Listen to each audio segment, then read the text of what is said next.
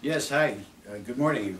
Dr. Bob Flower with your Wednesday, February 26th Master Pattern Report. Okay, last month we were talking about this new process, a system or pattern that we found with the master pattern. And I promise you I'd show you what it was all about. And basically, here's what it is. When the time period between moves equals the price difference for that period, a reversal occurs, and it's usually a significant reversal, all right? And I'm going to show you the chart just so you can get a rough idea what I'm talking about. Then we're going to put it up on our website so you can have a static look at it, okay? So here's the chart, all right? And you can see here, this is a 10-day $1 move in silver, all right? So 10 and 1 have the same, what we call reversion factor, they're both 1. And then you can see that there was a significant move immediately following that period.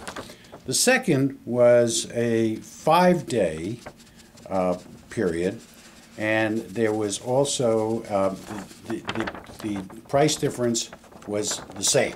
Okay, price difference was $21.13 versus $21.18, so it was virtually the same. And then the market reversed itself and started down. Okay, so. This is very significant because some time ago we noticed that when prices closed on at the same level at certain days, not necessarily 2 days in a row, but within a close proximity to each other, within a 5 to 7 day cycle, the market reversed itself. And we figured, well, that doesn't happen very often. If there was a way of capturing that concept, and that's what this does. So you're going to see the periods involved and the price moves involved. And we're going to be doing more and more of these charts as we've done some back testing. And this looks pretty good because it finally gives us a methodology that's a lot more accurate in respect to which way the market's going to move. So we're going to have more on that. Okay, so what are we looking at now? Well, let me give you a couple of dates. Our last calls were of course very close to being on target. Within a day. The S&P, we're looking at a move. It's coming Monday, the 3rd, and then our major move that we're looking at is on the 10th. Remember, we've been calling that for the past month or so, so watch out for the 10th. Concerning silver, we're looking for a move on the 11th, March 11th, Tuesday. Okay, so keep an eye on silver. Now, let me just say this. I think that between now and then, we're going to see a retracement with silver down to the $19.75 level. It's roughly around $20.90, somewhere $21 now, roughly.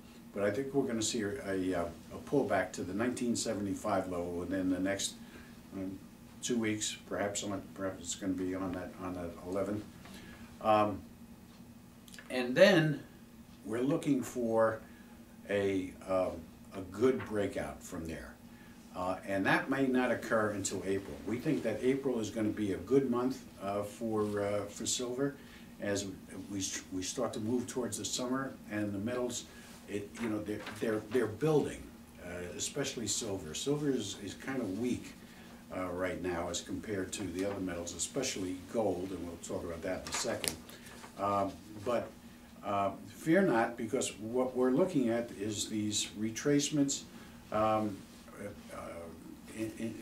that are gathering a base that we're going to build from. Okay, and we think we've talked about this at the beginning of the year, that we think that June and July are going to be the breakouts for the metal. So between now and then, we're going to see this up and down. We think that this retracement and start back up will occur in April. You're going to see the beginning signs of that, okay?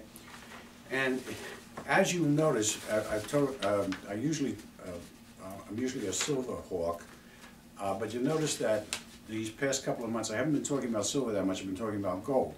And gold has made a very nice move over the past two and a half months. It's moved from like around 1230 up to around 13, close to 1350. Well, silver has not. Silver is kind of in a wasteland there, and it really hasn't made any significant moves. And we think that the reason is because of volume. We think that silver has been overbought. We don't know yet if there is enough silver available to meet all of the contracts that have been issued. And we think that if that happens, that's going to truly drive the value of silver through the roof, at least to catch up with the ratio between gold and silver. So we think that silver is still sleeping, and gold is kind of awakening here. And as usual, silver trails the gold move. So we're still we're positive with gold at this point. We're kind of neutral with silver. I'm waiting to see when that retracement occurs, and it will, to that $19.75 level. And it just so happens that that retracement pricing is also right on the 50-day moving average for silver. It's exact, okay?